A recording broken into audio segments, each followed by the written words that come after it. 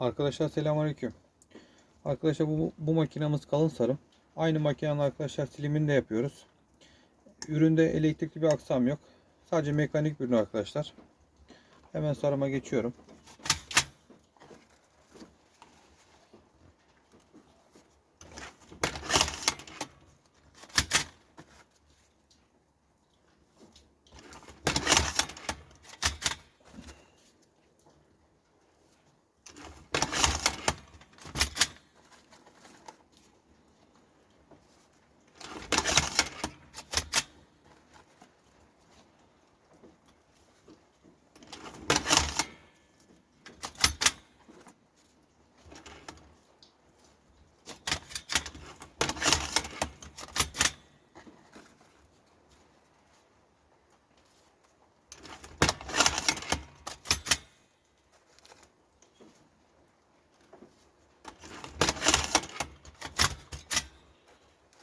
Makineyi masaya sabitlerseniz kullanımı çok daha kolay olur.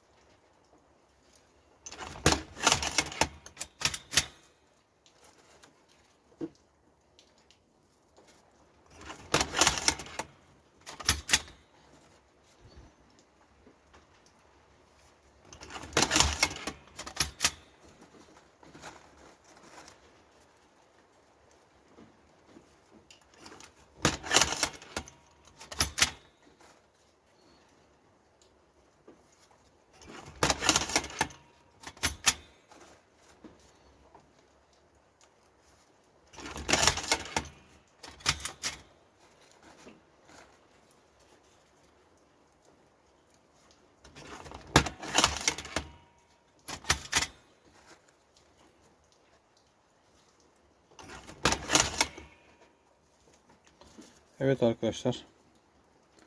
Sigaralar gördüğünüz gibi diplerine kadar dolu dolu. Arkadaşlar video altına numaramı bırakıyorum. Sipariş verebilirsiniz.